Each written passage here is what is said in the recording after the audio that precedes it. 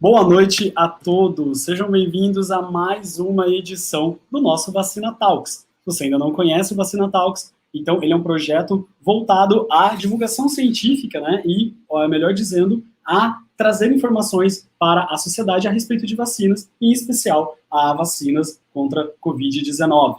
Bom, meu nome é Robson Amaral, eu faço parte da União Pro Vacina, do UP Vacina, e também do Ilha do Conhecimento. Mas o Vacina Talks, ele é formado por vários outros membros, que eu quero agradecer, que tem ajudado a gente a manter essa live todas as semanas, e em especial hoje, a Laila Blanc, que está comigo aqui nos bastidores. Bom, se você ainda não conhece, né, a União Pro Vacina, ela é uma iniciativa organizada pelo Instituto de Estudos Avançados, né, do Polo de Ribeirão Preto, da USP, também o Centro de Terapia Celular, o CTC, e o Centro de Pesquisas em Doenças Inflamatórias, do CRIT, e também alguns projetos de divulgação científica, como o Ilha do Conhecimento, o Vidia e o Game Club FEA. Mas hoje a gente conta, então, com várias outras iniciativas de projetos de divulgação científica, como o Pretty Much Science, Hora de Vacinar, para você entender, blogs da Unicamp, Observatório Covid-19 e Rede Análise Covid-19 também. Bom, o Ilha do Conhecimento ele é um projeto que ele é voltado, então, à popularização da ciência, é uma plataforma de divulgação científica, onde nós trazemos, então, tanto em nosso site, quanto nas nossas redes sociais, vários conteúdos muito interessantes a respeito de ciência em uma linguagem mais fácil e mais acessível. E também ele é colaborativo, então nós convidamos os pesquisadores e os cientistas a colaborarem com o nosso conteúdo, com os seus trabalhos, textos, vídeos, seja a forma que for, para a gente cada vez mais, então, avançar com essa parte de divulgação científica. Bom, era isso que eu tinha para falar para vocês, e agora a gente vai, então, dar início à nossa live da noite.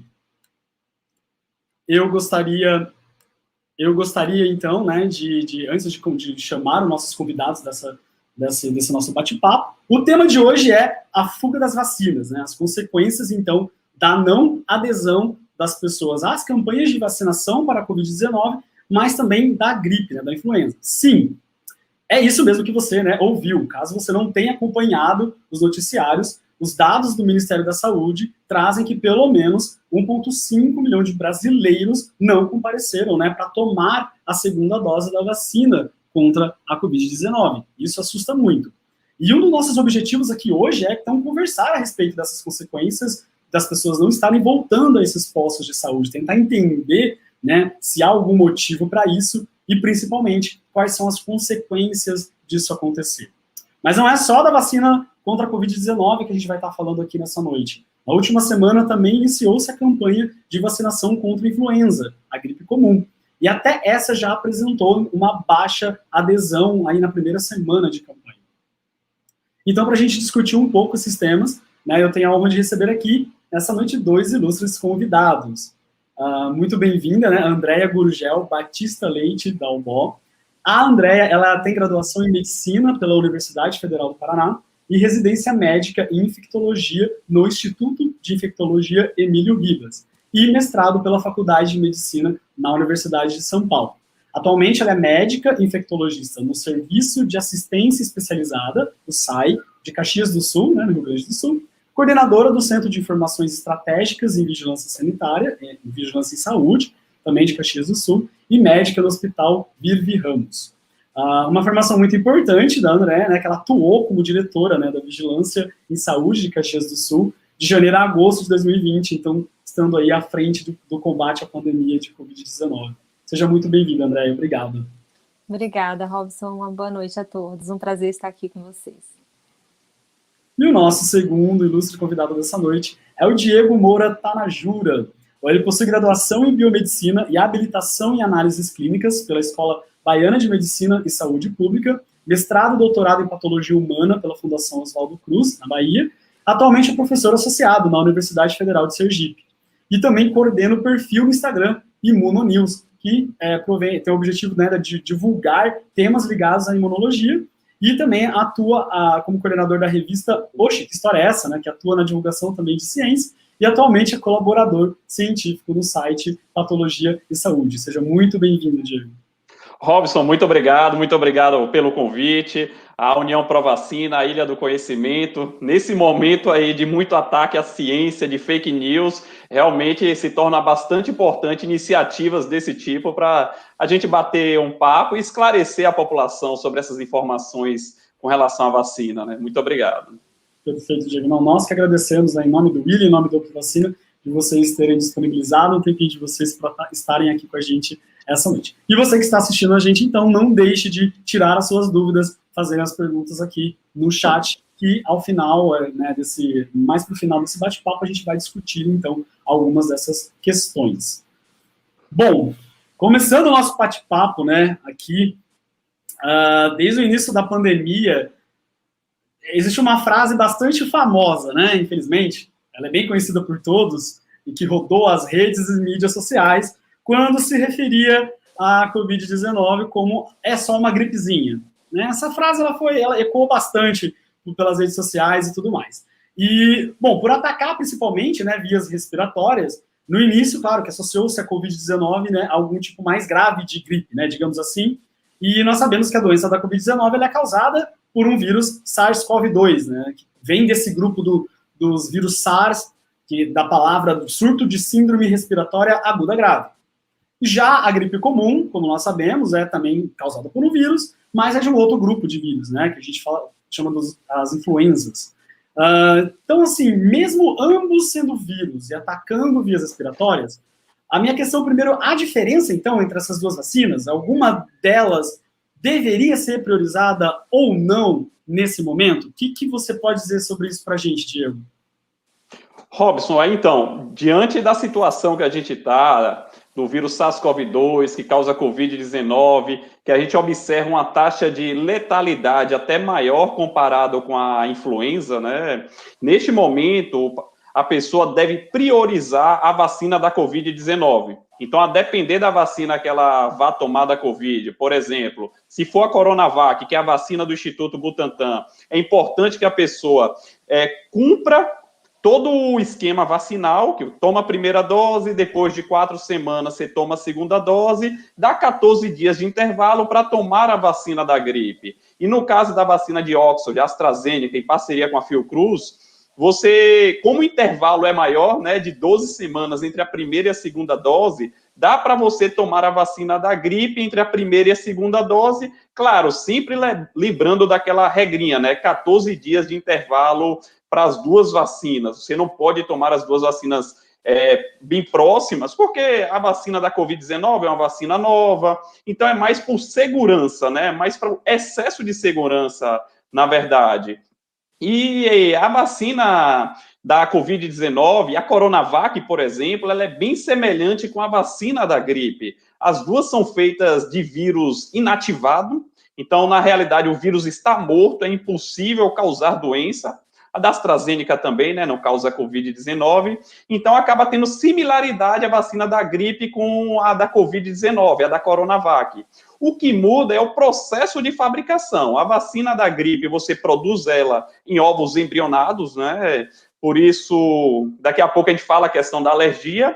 E a da Covid-19, a Coronavac, você produz ela em linhagens de célula. Então, quem tem alergia a ovo pode tomar tranquilamente a Coronavac. Já a vacina da gripe, casos leves, não tem problema nenhum, pode tomar a vacina da gripe, mesmo ela sendo produzida em ovos. E quem tem aquele caso mais grave, nós recomendamos que essa pessoa tome a vacina no local que consiga prestar atendimento, caso ela venha a ter alguma reação grave por conta da vacina, que mesmo assim é algo raro, né? As duas vacinas, por serem de vírus inativado, é a forma mais antiga que a gente tem de fazer vacina, é uma forma muito segura, a gente pode dizer, né?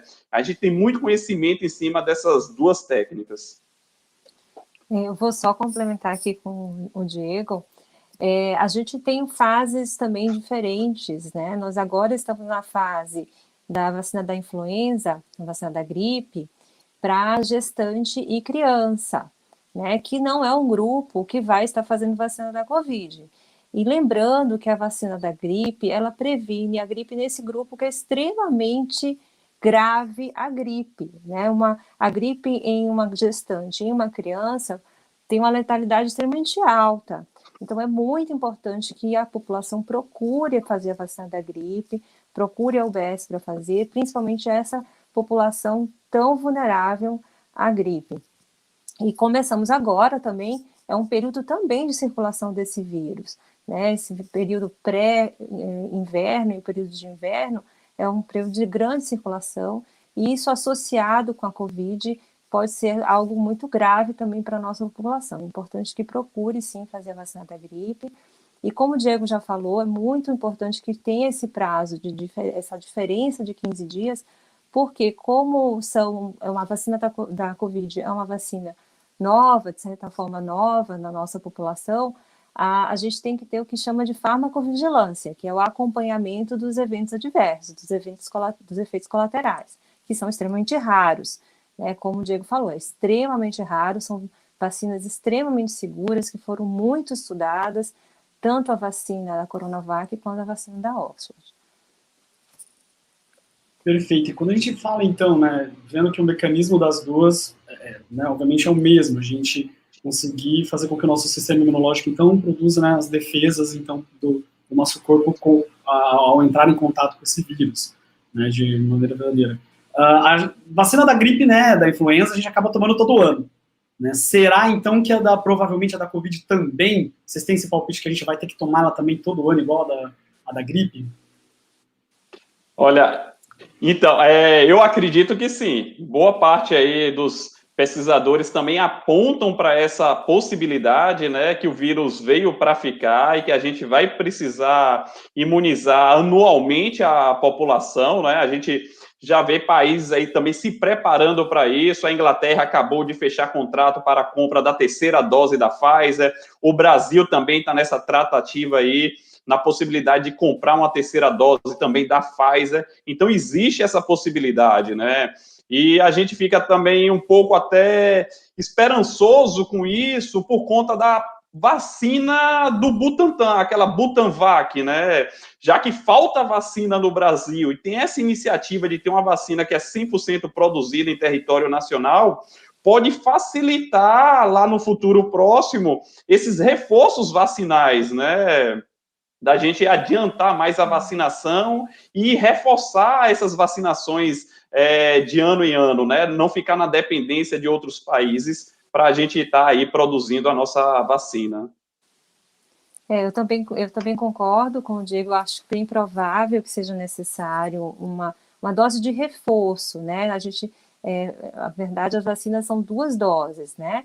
E aí existiria talvez uma dose de reforço, como é feito, por exemplo, a vacina da gripe, né? Que a gente faz um reforço anual, né?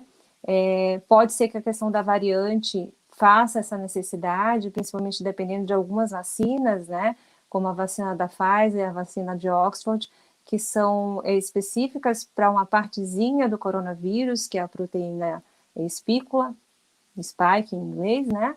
E aí a gente precisa, talvez, em função das variantes, ter também essa mudança no padrão da vacina, de fazer reforços anuais. Mas ainda é cedo para a gente dizer, a gente precisa ainda acompanhar, precisa ver como é que é a resposta vacinal, quanto que é a sustentação de anticorpos neutralizantes e como que isso vai se comportar na população. Mas é bem provável que seja necessário, sim. E pode falar, Diego. Robson, André colocou muito bem na outra questão que a gente estava discutindo, né, que no momento a vacina da gripe, né, que a gente está vacinando crianças e gestantes e fazer até um alerta, como ela falou, da importância de tomar a vacina. Porque se a gente pegar dados do ano passado, a gente bateu a meta vacinal no geral, mas gestante, o Brasil ficou abaixo da meta para gestante, ficou abaixo da meta para crianças. Então, isso a gente entende um pouco assim, porque foi receio, né? A pandemia era um vírus novo, as pessoas estavam com medo mesmo de sair de casa. Foi logo quando a primeira onda estava aumentando aqui no Brasil, mas eu tomei por ser professor e vi que, pelo menos na minha cidade, estava tudo muito bem organizado, você podia tomar vacina no seu próprio carro. Então, eu acho que esse ano, eu espero, né, que a gestante e as crianças vão tomar a vacina para cumprir essa meta, porque a situação que a gente está na pandemia, de hospitais lotados por conta de uma outra síndrome respiratória, que é a Covid-19, e você abarrotar ainda mais os hospitais por uma doença que você tem vacina e vacina, digamos, de fácil acesso, porque as doses já estão aí, o Butantan já produziu tudo, né? Então a gente tem que fazer esse alerta para evitar este problema lá daqui a pouco, né, na verdade. Isso, e eu vou estender, tá, Diego, a tua situação, essa situação da vacina da gripe a outras vacinas, né? Eu vejo muito que as crianças, os pais têm tido muito receio de levar os seus filhos ao postinho de saúde, a UBS, para fazer as vacinas, e é extremamente importante que esteja em dia esse calendário vacinal, porque nós temos também, por exemplo, situações de sarampo que tem acontecido em alguns locais do Brasil. E agora que eu moro no sul do Brasil, estamos passando por uma região, um corredor de febre amarela. Inclusive, né, nós estamos com uma situação de emergência em saúde pública no Rio Grande do Sul de febre amarela. E o ano passado houve uma redução muito expressiva na cobertura vacinal de febre amarela em crianças menores de 1 ano. Então, a gente pede realmente o apoio que a população os pais levem seus filhos para manter o calendário vacinal atualizado e aproveite a gestante e faça também a sua vacina da gripe. Perfeito, vocês puxaram já, né, até o que eu ia comentar agora nessa segunda parte, né, esse medo, né, que parece que existe das pessoas com relação às vacinas, bem lembrado, mesmo pela Andréa, não só da Covid, da influenza, mas também de outras vacinas, né, a gente tem caído muito a cobertura vacinal, né, aqui no Brasil de muitas doenças. E a gente está passando por uma situação grave, né, e a vacina traz aí digamos, a luz no fim do túnel. Claro, a gente tem que continuar, né, com as medidas de prevenção, distanciamento social, uso de máscara, mas a gente tem dados já da Secretaria de Saúde que está registrando uma diminuição aí no percentual de óbitos, né, entre as pessoas com mais de 80 anos e que já foram vacinadas, né. Inclusive, em alguns países, a gente tem visto que a vacinação, onde a vacinação está mais avançada, a gente tem visto, né, essa queda no número, né, de óbitos e casos também. Mas então, diante desse cenário, a gente fica um pouco espantado, né, com esse bendito número de 1,5 milhões de pessoas que não compareceram para receber a segunda dose. Algumas reportagens, né, noticiários mostram esse medo, né, esse receio, como a Andrea já até puxou, em tomar a vacina. Principalmente até por esses tais, né, efeitos adversos. Né? Então, eu queria primeiro perguntar, né, para a Andrea, o que são esses efeitos adversos, que eu acho que as pessoas têm tanto medo, né, e mesmo com a existência desses efeitos adversos, ainda é benéfico tomar a vacina, né, e também gostaria da gente pudesse discutir outros motivos. Será que vocês conseguem enxergar também outros motivos que estão levando essas pessoas a não voltarem a tomar a segunda dose ou não irem tomar a dose da influenza? Eu acho que a primeira questão é realmente o receio de alguns relatos de efeitos adversos raros com as vacinas, mas que, lógico, é obrigação do laboratório que está fabricando relatar, né? E é obrigação também da imprensa também falar, né? Mas as pessoas têm que entender que isso são eventos extremamente raros, né? Por exemplo, a vacina de Oxford, que agora foi falado muito a respeito dessa reação de trombose com trombocitopenia, né? O que seria isso? Seria a produção de coágulo, né? Principalmente no sistema nervoso central, principalmente na cabeça, associado a uma queda de plaquetas, o que é difícil encontrar em medicina, a gente encontrar isso, né? Geralmente, com coágulo, a gente não vê uma redução de plaquetas. O que diz, então, que é uma doença que a gente chama autoimune, né? Em que o próprio organismo ataca o organismo. Isso pode acontecer em algumas pessoas que têm reação, por exemplo, à heparina, né? Isso é um efeito que pode acontecer em 4 casos em 1 milhão de pessoas vacinadas. Então, a chance maior de você cair de um avião do que você ter uma trombose com trombocitopenia pela vacina de Oxford, tá? Então, infelizmente, as pessoas, isso, acredito eu, fez muitas pessoas terem receio de fazer, né? Pessoas também, até mesmo vou dizer dos próprios profissionais de saúde, às vezes por desinformação, a gente vê contraindicação de fazer a vacina de Oxford, porque a gente viu isso nos próprios profissionais de saúde, um certo receio de fazer a segunda dose, né? justamente por falta de informação, de conhecer o processo em si, né? E não existe também contraindicação se, por exemplo, a pessoa tem trombofilia, né? Ou tem outros problemas de coagulação, elas não têm contraindicação a fazer essa vacina também, porque é uma doença autoimune e não tem nada a ver com o problema se você teve uma trombose prévia, por exemplo, né? Então, não é uma contraindicação a fazer a vacina de Oxford também, tá? Então, existe muita desinformação em relação a isso. Algumas pessoas também apresentaram efeito colateral com a vacina de Oxford na primeira dose, né? Isso, no estudo de fase 1, fase 2, que é um estudo que a gente avalia a segurança da vacina, mostrou que 60% pode apresentar algum evento adverso, leve, como uma sensação de calafrio, pode ter dor de cabeça, pode ter um enjoo, tá? Isso pode acontecer com a vacina de Oxford. O que reduziu muito a ocorrência desses eventos adversos foi o uso de paracetamol. Então, as pessoas usaram paracetamol por 24 horas, um fixo de 6 horas, e houve uma redução de 60% para 40%. Outra coisa que esse estudo mostrou é que há uma redução muito grande desses eventos adversos na segunda dose.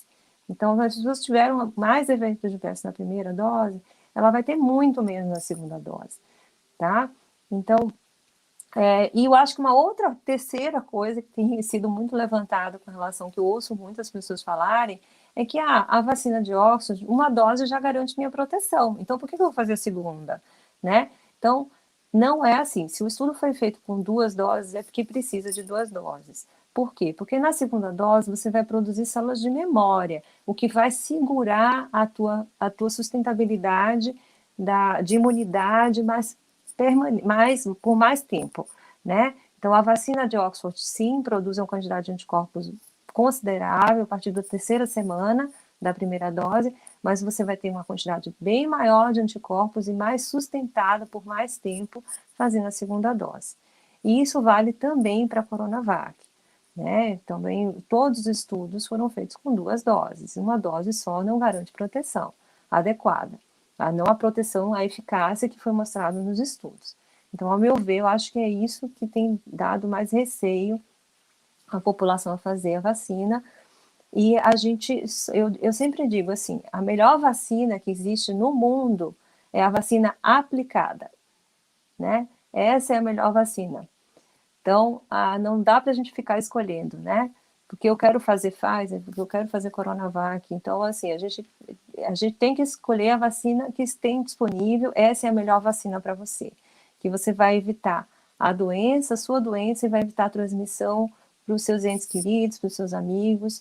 E a gente só vai voltar à normalidade quando a gente tiver mais de 80% da população vacinada. Então, se cada um não fizer a sua parte, a gente não vai ter o retorno ao que tanto a gente deseja, ao nosso normal. E pegando o que a Andrea falou, né? Realmente, não dá para ficar escolhendo vacina. É o que a gente está observando. As pessoas estão indo no posto de vacinação. Não tem a que eu quero, pega e vai embora. E às vezes espera 1 semana, 2 semanas. Gente, isso é muito tempo. Ainda mais quando você fala de pessoas idosas, né? Que é o que a gente está terminando agora de vacinar, esse grupo prioritário. Uma pessoa dessa acabar pegando Covid tem uma chance maior de desenvolver formas complicadas da doença e parar no hospital. Então, é muito arriscado você protelar uma vacina porque não tem a que você quer. E quando a gente compara, a proteção contra casos moderados e graves é praticamente similar entre todas essas vacinas que existem aí, que é o que importa. Nos proteger de uma internação, de parar no leito de UTI, de acabar sendo entubado, ou de nos proteger de morrer mesmo por Covid-19, né? A Andrea fez um alerta muito importante sobre as vacinas que temos aí, que é necessário tomar a segunda dose da vacina, como colocou, as pessoas acham, porque a da AstraZeneca, com uma dose você já tem uma ótima proteção. E as pessoas acham que não precisam voltar para tomar a segunda dose, pode ser com medo da vacina mesmo, ou com medo de reação e tudo mais, mas o estudo também mostra o seguinte, se você não voltar, A gente sabe muito bem isso da AstraZeneca, a tua proteção, tua eficácia, que era de 72%, se você não voltar para tomar a segunda dose, ela vai cair para 30%, menos da metade. Então, é uma queda muito grande na eficácia vacinal se você não voltar para tomar a segunda dose da AstraZeneca.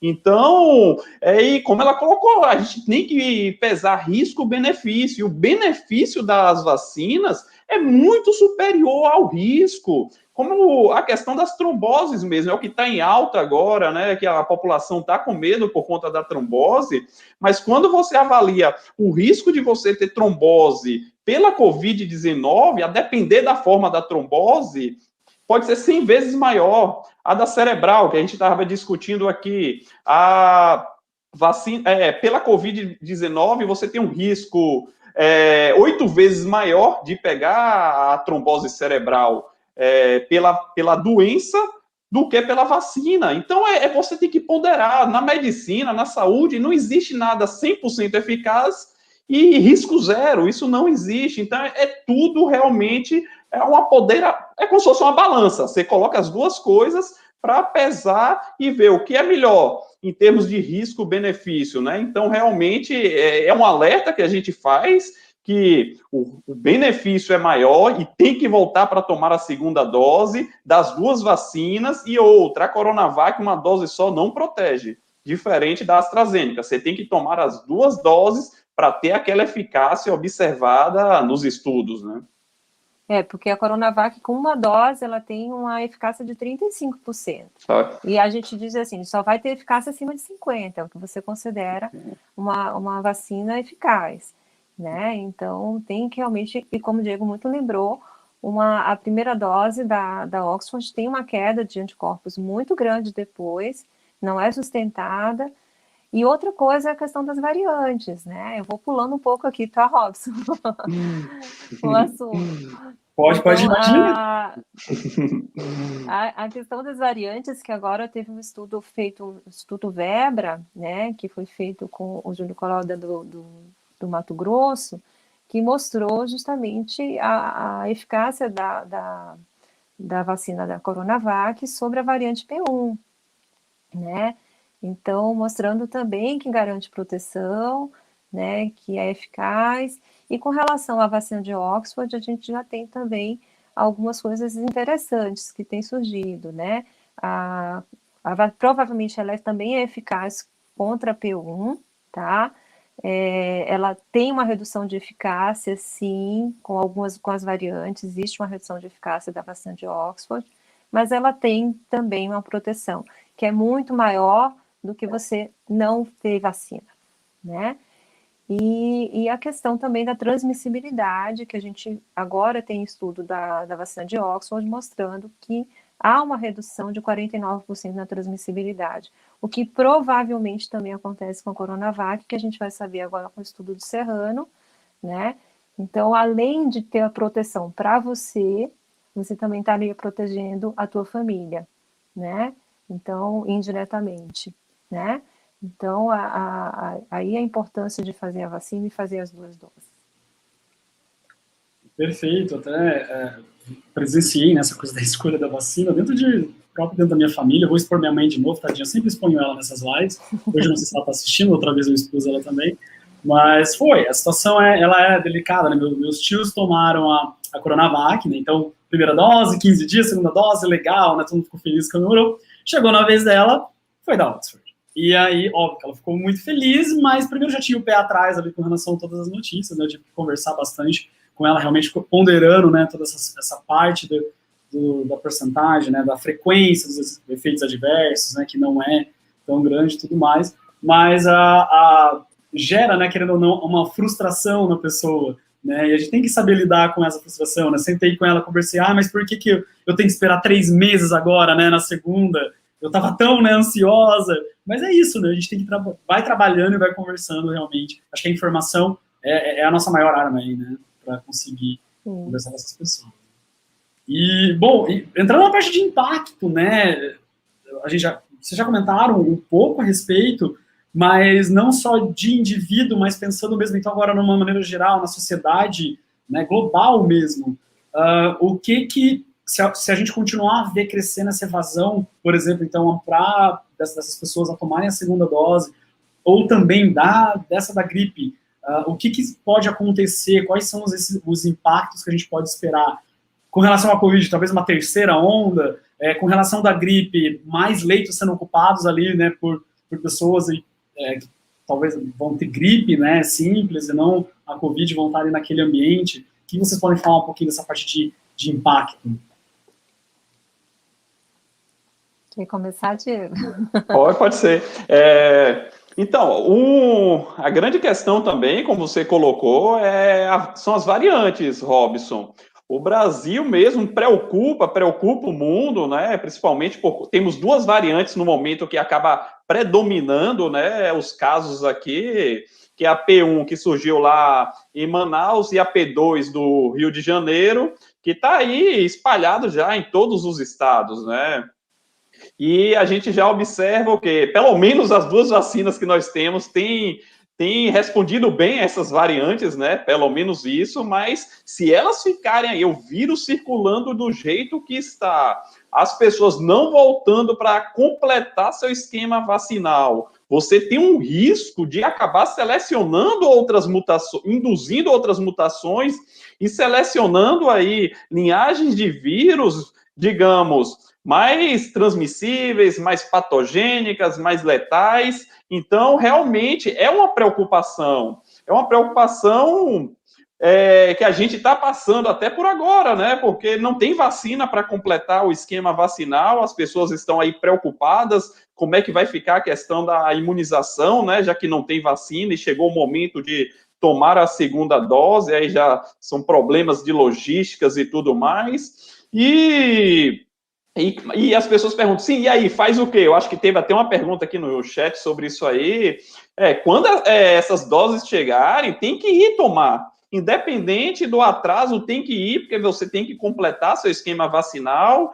Como a gente está falando aqui da AstraZeneca, a gente tem bastante resultado, né, de que o intervalo realmente é maior entre as vacinas. Da Coronavac, o que a gente teve de resultado é que dá para aumentar para 4 semanas de intervalo, mas mais do que isso a gente não tem, e a gente acaba usando informações com outras vacinas para acalmar a população. Falar, olha, não é assim, tinha que tomar a segunda dose hoje, amanhã minha eficácia já caiu. Não, André falou aí, a indução de células de memória, elas não se perdem assim rapidamente, né? A gente sabe que tem sim que tomar a segunda dose, mas atrasos aí de alguns dias ou 1 a 2 semanas não vai ter esse impacto aí no esquema vacinal, né? Mas a população fica aflita, a gente sabe que fica, principalmente essas últimas recomendações aí de não guardar a segunda dose, o que eu acho que foi um erro tremendo, porque o Brasil não produz vacina. O IFA tem que vir para as duas vacinas, vem de outro país. Então, qualquer atraso bagunça tudo. Então, tem que ter reserva técnica, não tem para onde correr. Nós já fomos exemplos positivos de vacinação, hoje acaba sendo um exemplo negativo, né? Realmente é triste como está a campanha de vacinação aqui no nosso país, porque falta vacinas. Então, na medida que a gente conseguir ter uma vacina produzida integralmente aqui em território brasileiro, a gente consegue melhorar essa questão da logística em cima dessas doses, né? Mas no momento, realmente, a gente tem que ter o maior cuidado e sempre trabalhar com backup, né? Com a reserva técnica aí, para que isso não se repita. Eu acho que é o que está mais estourado aqui nesse momento, realmente é a preocupação da população frente à ausência aí da segunda dose, né? Isso. A questão, assim, desses atrasos, a gente observa isso também já em outras vacinas, né? Às vezes a pessoa vai fazer uma vacina, por exemplo, de hepatite B, né? São 3 doses. A segunda dose é 6 meses depois da primeira, né? A pessoa esqueceu, né? Mas quando a pessoa lembrou, ela já vai tomar, fazer de novo. É a mesma coisa que acontece com a vacina da Covid, tá? Seja por falta da vacina ou por atraso, por alguma outra situação, né? Deve-se fazer a vacina no momento que a segunda dose estiver disponível ou no momento que a pessoa tiver a possibilidade de fazer. Lembrando que se a pessoa teve Covid, ela tem que esperar um intervalo de 28 dias após o início dos sintomas, ou se ela foi uma pessoa assintomática, a partir do momento que ela teve o diagnóstico com o PCR ou o teste de antígeno, tá? Então, ela tem que esperar 28 dias. Então, se tiver isso nesse intervalo, não se deve-se aguardar esse intervalo de 28 dias para fazer a outra dose. Perfeito. E, André, você como, né, coordenadora, né, desse Centro de Informações Estratégicas, falando nessa parte de estratégicas, então, você acha que tem alguma coisa que a Secretaria de Saúde, ou até mesmo o Programa Nacional de Imunização, órgãos responsáveis, pode tentar tomar? Existe alguma medida, uma estratégia para reverter esse quadro, né, da galera ir vacinar? Além das campanhas, né, mas aumentar essas campanhas de vamos se vacinar, voltem a tomar a segunda dose, mesmo que atrase e volte a tomar. Você acha que tem alguma estratégia que a gente possa fazer, ou esses órgãos possam fazer? Eu acho, a primeira coisa, acho que a gente tem que realmente combater as fake news, né? A primeira coisa, eu acho que é isso, né? O que é positivo se fala para 4, o que é negativo fala para 16, né? Infelizmente é essa a proporção. Então, atitudes como o que vocês estão tomando são exemplares, né? De divulgação de informações de fontes confiáveis, né? Então, acho que primeira coisa é isso. Trabalhar muito com a mídia social, né, que é hoje é o grande canal de divulgação de informação, é esse, e partindo principalmente de setores do governo, né, em todas as 3 esferas, né, federal, estadual e municipal, né, para que chegue a informação correta para a população. É que nem aquela propaganda de refrigerante, né? Vou fazer propaganda aqui do refrigerante, tome Coca-Cola, né? Então, vacine, vacine, vacine, né? É basicamente isso que eu acho que a gente tem que bater na tecla e que a informação chegue correta para a população. E, André, realmente E uma coisa assim que eu sinto, André, até comparado com outros momentos, né? Realmente essa falta de divulgação, até dos órgãos responsáveis, né? O Ministério da Saúde. A gente sente a falta de uma grande campanha de vacinação em massa. A população, no início, a população ficou perdida. Como é que vai funcionar o esquema vacinal? Porque a gente tem 2 vacinas, logo mais está tendo a terceira aí, a da Pfizer, vão chegar outras, né? Então, realmente, a gente vê essa falta, essa explicação, comparado com outros momentos, né? E informação é tudo. Infelizmente, por não ocupar esse espaço, as fake news acabam dominando, né? Aí a população fica com medo de uma segunda dose, fica com medo da Coronavac, porque é uma vacina da China, essa vacina que levou tanta porrada no início, né? E está aí como responsável por 80% das doses administradas no país. Então, isso acabou também dando brecha para o surgimento de projetos, como que a gente está participando aqui, de divulgação científica, né? Porque realmente informação é tudo nesse momento, a gente precisa levar informação correta para a população. Fake news mata, a gente viu aí essas fake news com esses tratamentos aí, os absurdos que a população fazia, mudando até via de administração. Teve pessoas que morreram mudando via de administração de medicamento, absurdos mesmo, né? Então, isso mostra o mal que uma notícia falsa causa na população, né? Além do terror, né? Perfeito, né? Vocês até tinham já puxado isso sobre as informações, né? E os projetos de divulgação, o ILHA, os projetos que o Diego participa, a União para a Vacina, e até a oportunidade até de colocar esse comentário, né, do Paulo, né, que ele até comentou quando a gente estava falando da cobertura vacinal, que essa queda, ela tem sido histórica, né, e não só no Brasil, realmente em outros países. Até o gancho que eu ia falar da União para a Vacina, na verdade, a União para a Vacina, a gente, quando começou em 2019 a ter essa ideia, né, o IEA, junto com o VIDIA, que é outro projeto de divulgação científica aqui de Ribeirão Preto, e a gente do ILHA, não existia pandemia ainda, gente, então a gente não estava falando de Covid, já tinha os murmurinhos, mas ainda era muito incipiente. Acho que foi lá para setembro, quando a gente começou a montar a União para a Vacina, setembro de 2019. Por quê? Por causa disso, né? Por causa da queda vacinal, né? De outras doenças que já estava assustando muito a gente. E aí a gente pensou, o que a gente pode fazer? Vamos tentar montar, né, esse projeto e tudo mais, e para tentar combater. Aí mal a gente sabia que ia vir depois ainda uma pandemia, e aí a gente ia precisar mesmo, né, falar sobre isso. Acho que a posição de vocês é bastante importante. Vou pedir então para a Laila agora começar a exibir algumas das nossas perguntas aqui do público que tem acompanhado a gente. Então, a primeira é da Analice, né? Já está se falando em uma terceira onda em julho no Brasil. Vocês acham que, devido à vacinação, essa terceira onda será menor que a segunda, ou no ritmo atual não alcançaremos esse patamar de imunidade? Olha, já eu começo falando um ponto. O Brasil, a gente tem até certa sorte com relação à pandemia, só que a gente não sabe utilizar dessa sorte, porque a gente vê a primeira onda, como é que foi? Veio de lá para cá. A segunda, a mesma coisa. E a gente não se planeja. Isso é incrível. A gente viu que a segunda onda estava sendo avassaladora nos países e quando chegou no Brasil foi a mesma coisa, né? Então, já tem esse ponto aí. E a questão dessa possível terceira onda aqui, se ela chegar, como é que vai ser e tudo mais, realmente vai depender de como está caminhando a vacinação aqui no Brasil, né?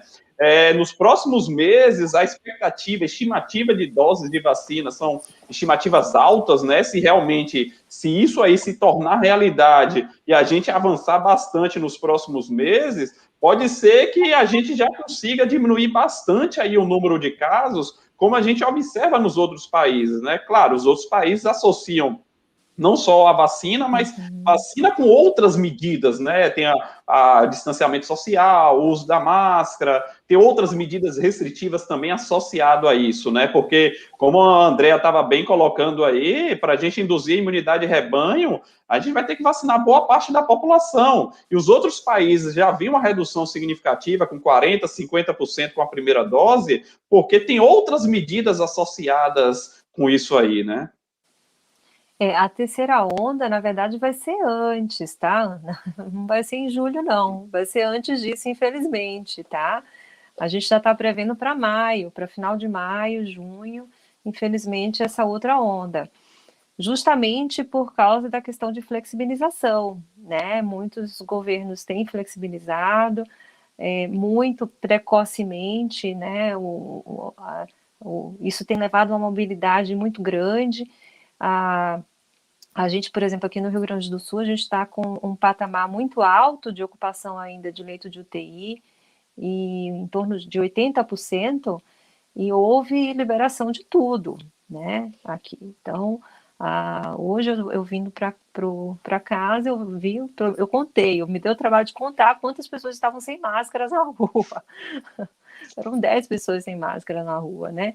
E pessoas jovens. Então, o que a gente tem visto é isso, né? Um relaxamento, um aumento da mobilidade, e a gente sabe que a vacina, ela por si só, agora, com um percentual de pessoas vacinadas no Brasil, que é em torno de 6% com 2 doses, é muito baixo ainda. Então, a gente vai, infelizmente, ter uma terceira onda mais cedo do que julho, e vai ter, infelizmente, muita gente jovem acometida, porque a gente tem visto isso nos hospitais, né? Então, a gente tem visto muita gente de 30, 40 anos, sobretudo 40 anos, houve um aumento muito grande de hospitalização e hospitalização em UTI. Não sabemos ainda se isso é uma característica da variante da P1, mas tudo indica que sim, né, que a variante ela é mais agressiva e tem realmente ainda pego uma população jovem com comorbidade, a grande maioria, né, sobretudo a questão de obesidade. Mas vamos, infelizmente, ter essa população ainda acometida agora nesse primeiro semestre ainda. A previsão de ter uma maior quantidade de vacina vai ser no segundo semestre, né? Porque quando o hemisfério norte já vai ter vacinado a sua população, e aí a gente vai ter uma quantidade maior de vacina disponível para o hemisfério sul. Pergunta do Gabriel, né? Se a vacinação da Covid-19 for anual, assim como a da gripe, poderemos ser um único imunizante que nos forneça proteção contra as duas doenças? Será que é possível? A gente já tem pesquisa aqui no Brasil. Eu só não vou falar o nome porque eu posso me atrapalhar, mas já tem imunizante aqui no Brasil sendo desenvolvido. Não sei se é o pessoal de Minas ou de São Paulo, que eles estão desenvolvendo uma vacina para imunizar contra os dois vírus, né? Então já existe isso aí, o que ajudaria bastante, né? Porque o grande problema, o momento que a gente está agora, são 2 grandes campanhas de vacinação, uma dose da influenza, 2 da Covid-19, a gente nunca teve uma campanha tão grande assim, que você precisava administrar 2 doses praticamente, tinha uma bem próxima da outra, né? É algo novo assim, não só para o Brasil, quanto para outros lugares aí. E eu acho que você ter um imunizante que consiga proteger contra as 2 doenças seria perfeito, e eu acho que isso é viável. Agora, o que falta, Gabriel, é realmente o que é triste da nossa situação é investimento. Investimento, a gente tem 17 vacinas contra a Covid-19, pelo menos pelo que eu contei, em desenvolvimento aqui no Brasil. São estratégias excelentes, mas não tem recurso para acelerar esse processo, como a gente viu que aconteceu mundo afora aí, que foi bem acelerado esse processo, desde a fabricação do lote inicial, testes pré-clínicos, fase clínica e tudo mais, e o lançamento dos imunizantes. Quando você tem dinheiro e muito dinheiro injetado, realmente você consegue acelerar esse processo. Mas, infelizmente, a nossa situação aqui não é tão positiva em relação a isso, né? Da gente acelerar bastante esses nossos imunizantes. Seria uma ideia ótima, né? Espero que realmente venha à prática, para o futuro é bem possível. A gente já tem isso com outras vacinas, né? Em crianças, né? A gente já tem essa prática de combinar, né, mais de um imunizante em uma única dose, né? E é possível, sim, que a gente tenha isso no futuro para influenza e Covid. Perfeito, os melhor dos mundos, né? A gente tem essa vacina. Então, próxima pergunta, Laila. Do Hernanes, né? Após a aprovação da vacina, houve uma campanha que levou a uma aceleração na vacinação, mas ultimamente está acontecendo uma certa desaceleração dessa vacinação. Isso está se dando por algum motivo? Por qual motivo?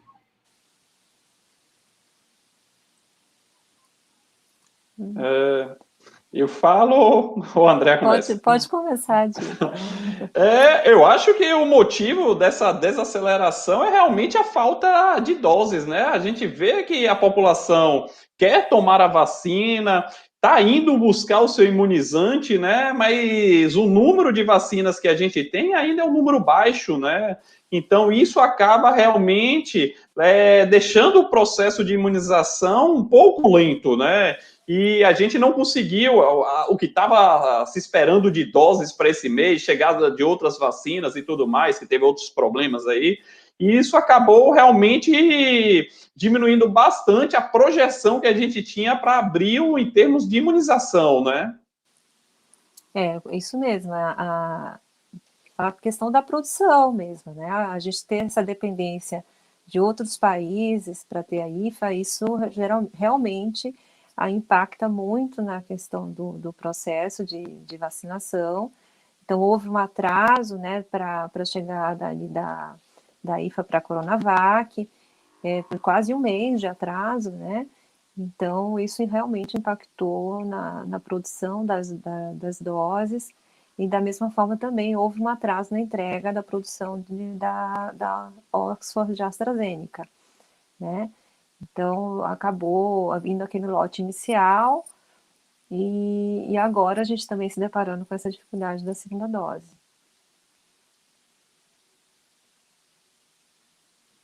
Perfeito. Acho que tem mais uma pergunta da Isabelle, a gente já acabou comentando, acho que a Andrea comentou sobre isso, mas só para a gente dar uma ressaltada, né? Se tem alguma porcentagem que a gente pode falar para alcançar, então, a imunidade de rebanho. Acho que a Andrea comentou sobre essa porcentagem, né? Isso é uma estimativa, tá? A gente não sabe ainda o certo, mas uma estimativa baseado no que a gente chama de R0, né, que é a taxa de reprodução. Então, baseado nisso, é bem possível, existe uma projeção de que 70%, 80% da população vacinada garanta uma imunidade de rebanho, né? E aproveitando essa pergunta aí, Tem até o professor Paulo participando aqui, que é epidemiologista da Universidade Federal de Sergipe, colega de trabalho, que a gente, quando as vacinas chegaram aqui no Brasil, lá no início do ano, a gente fez até uma nota técnica, que depois acabou sendo publicada na revista científica, realmente sobre essa taxa aqui no nosso estado, né? Como o André falou, isso vai depender do R, da taxa de transmissão do vírus, e a gente brincou prevendo, assim, diferentes taxas de transmissão do vírus. E no momento que a gente estava lá, quando a taxa estava bem alta, você realmente tem que vacinar mais pessoas para você induzir a imunidade de rebanho. Quando o vírus está circulando menos, esse R é um pouco menor, aí você precisa vacinar menos pessoas, né? E também o que varia nessa porcentagem é a eficácia do imunizante, né? Então não é um cálculo assim tão simples mesmo, porque a gente tem diferentes imunizantes aí sendo utilizados, né? Por enquanto são 2 aqui, mas vão chegar a outros. Mas o que a gente usa realmente de estimativa é isso, é 75%, 80%, né? Para a gente conseguir induzir essa imunidade de rebanho. E lembrando que a gente, enquanto isso não acontece, é extremamente importante a questão do distanciamento social, né? E que a gente não pode relaxar. Eu vejo muito realmente essa questão, vou frisar de novo isso, as pessoas achando que já tem 6%, não, tem pouco, tem só 6% da população vacinada, né? E a gente precisa continuar mantendo o que a gente sabe que funciona, né? Que é máscara, que é distanciamento social, higienização das mãos, e o que a gente vê nos outros países que conseguiram controlar, né, essas ondas, essas maiores ondas, né, e voltaram às suas atividades, de certa forma, programadas, no momento correto, né, que é a questão do distanciamento mais rigoroso com lockdown, né, lockdown de 3 semanas, pelo menos, né, e a vacina. Ou realmente tentar um distanciamento social maior, né, dentro do possível, associado à vacina. Então, é extremamente importante que a gente não esqueça disso, né? E, André, e como você está falando aí, né? A gente sai na rua aí e vê realmente a quantidade de pessoas que ainda não usam máscara. E olha, a gente já tem mais de um ano na pandemia, a quantidade de informações que nós já temos sobre isso sendo divulgado, da importância dessas medidas, né? A pessoa que não usa máscara hoje, ela não usa porque ela não quer. Realmente ela não quer usar máscara, a informação ela tem, ela sabe da importância disso, mas decide não usar e coloca em risco não só a vida dela, mas de todos ao seu redor, né? Inclusive da família dela. Provavelmente tem parentes com problemas de saúde, que ela pode levar esse vírus, e o que a gente vê é realmente isso, quando um da família acaba se infectando, os outros também acabam pegando o vírus, né?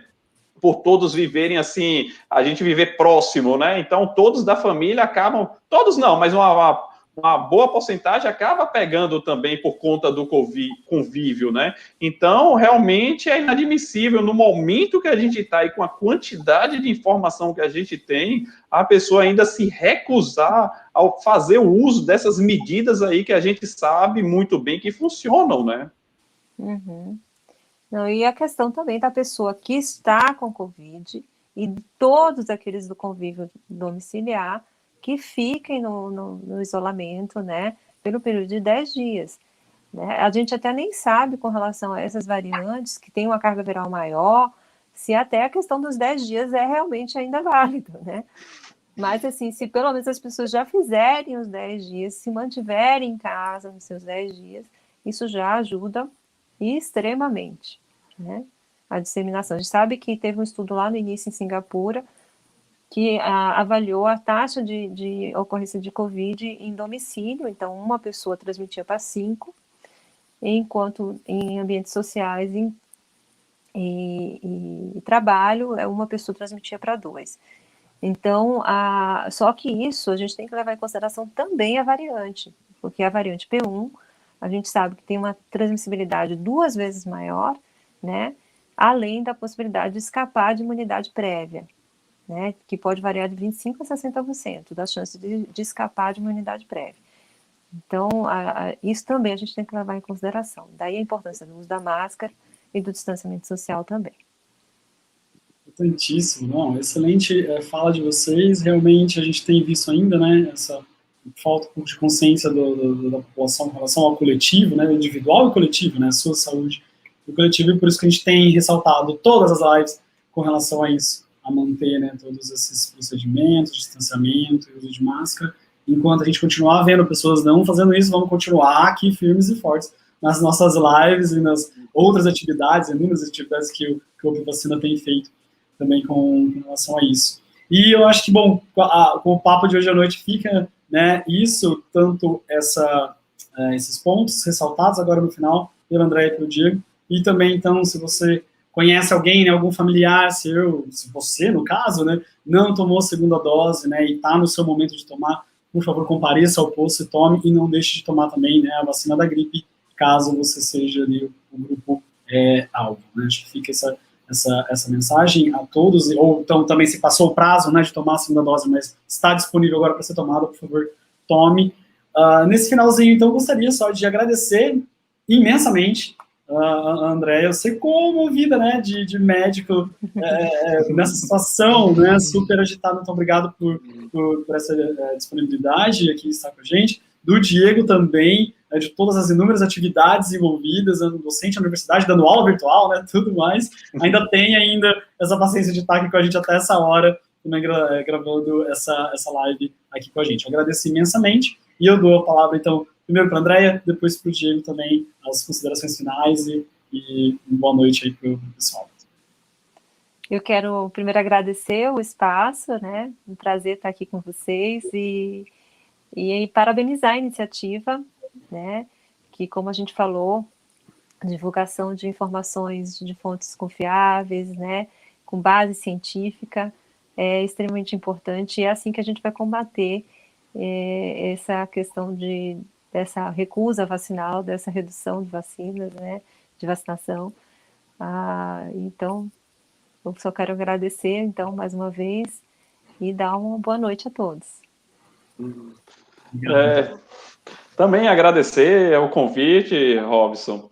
Prazer imenso mesmo ter batido esse papo aqui com vocês, conhecido o André.